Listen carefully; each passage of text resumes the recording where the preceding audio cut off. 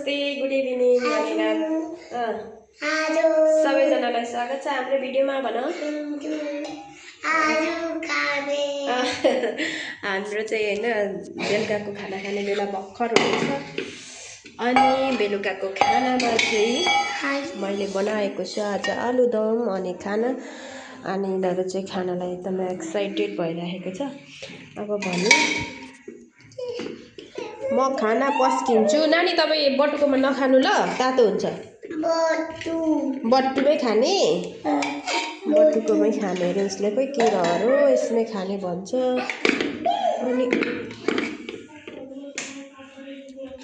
आलु साह्रै मन पराउँछ नि त नानीहरूले, त्यही भएर आज चाहिँ मैले आलु दम बनाएको छु। हेर्दाखेरि त यस्तो भए पनि अब खै कस्तो हुन्छ, मिठो नमिठो जस्तो भयो भने फेरि आफू त ग्वाम ग्वाम खाइन्छ सुँगुर जस्तै।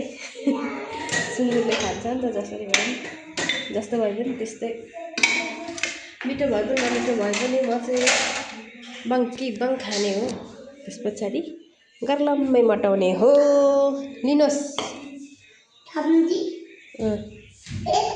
हाम्रो चाहिँ यस्तो तरिकाले खाना हुन्छ। अनि साग चाहिँ यिनीहरूले खाँदैन नि त नानीहरूले, अनि मैले चाहिँ मेरो लागि भनेर थोरै बेथुको साग पनि भुटेको छु। मलाई चाहिँ एकदमै मिठो लाग्छ, तर यो फुलेको रहेछ। अब खै कस्तो हुन्छ है, खाँदाखेरि कस्तो हुने हो। हेर्दा त मिठै जस्तो छ, मिठो रहेछ, नमिठो त छैन। ल हामी दुईजना आमा छोरा खाँदैछौँ। एउटा छोरा चाहिँ मोमो होइन हौ, आलु र माम भन न। आलु र माम खाएको भन्नु। आलु र माम खाँदैछौँ।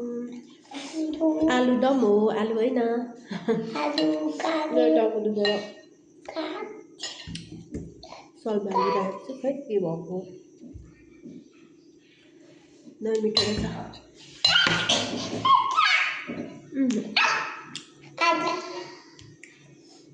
तातो छ, तातो तातो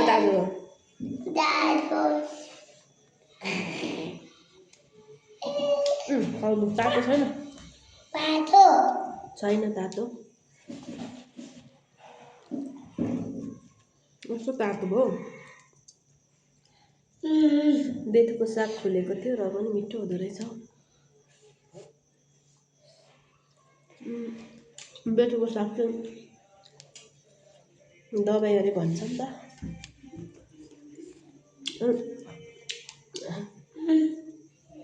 किनेमाको अचार पनि छ साइडमा।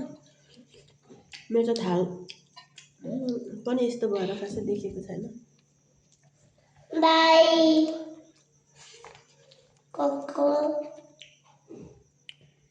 मैले बिहानै पकाएको थिएँ किनेमाको अचार। अस्ति नखाइसकेर उसलाई चाहिँ जानु हतार भइसक्यो अरे क्या।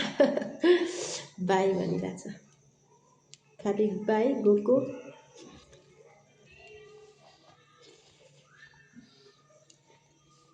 धेरै दिन पछाडि खाइयो क्या यो आलुदम।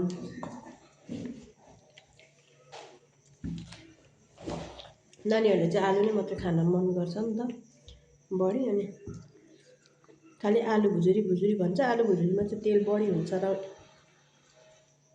तेल धेरै लाउनु पर्ने हुन्छ, त्यही भएर अलिकति स्वास्थ्यमा असर गर्छ भनेर मैले चाहिँ आलुदम बनाइदिएको होला।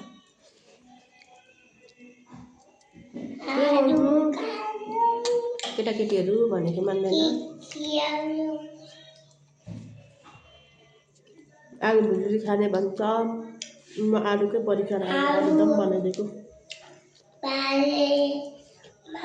आफूलाई पनि मुख हुने, बच्चाहरूलाई पनि, बच्चाहरू पनि खुसी हुने भन्छ।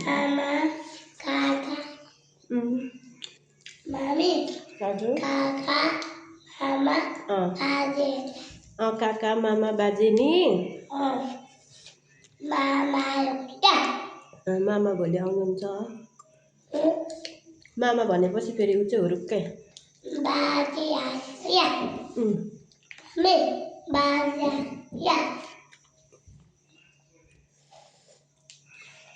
रुप्पै हुन्छ नि त। मामा भनेपछि के साह्रो मामा क्रेजी हो। मामासँग भनेपछि त हामीले खुवाएको खानेकुरा खाँदैन, तर मामाले खुवायो भने खान्छ क्या। त्यति साह्रो हुरुक्कै हुन्छ मामा भनेपछि। मामा आयो भने मलाई पनि अलिक सहज हुन्छ। खानाहरू खुवाउनु पऱ्यो भने पनि मामाले खुवायो भने खान्छ, मैले खुवायो भने खान्छ। तर उसलाई खुवाइराख्नु चाहिँ पर्दैन, आफै नै खान्छ। तर कहिलेकाहीँ खान खोज्दैन नि त, त्यतिखेर मामाले खुवायो भने चाहिँ खान्छ क्या। यस्तै हो। म चाहिँ खानु बेला छिटो छिटो खान्छु। मैले माम खाइसकेँ, छिटो छिटो खान्छु। जे पनि रुच्छ बङ बङ खाइदिन्छु सुँगुर जस्तै। अनि हट्टै मोटाउँछु। घट्ने मन त छ नि, के गर्नु। यता खानालाई रोकिँदैन कहिले, कसरी घट्ने। जे पनि मिठो लाग्छ, जस्तो नै मिठो लाग्छ भनेको के भएको मलाई जम्म लाग्छ मलाई।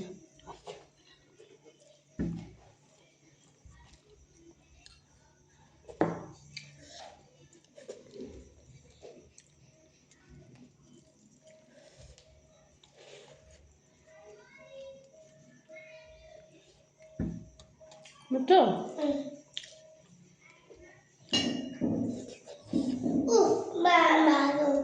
मामा आज आउनुहुन्न क्या। भोलि मात्र आउनुहुन्छ।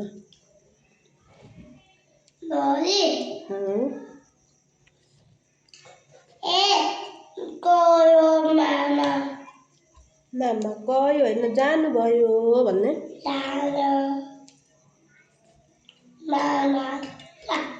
यसले खान थालेको छैन, मैले सकाएँ। फिनिश द माम। By by.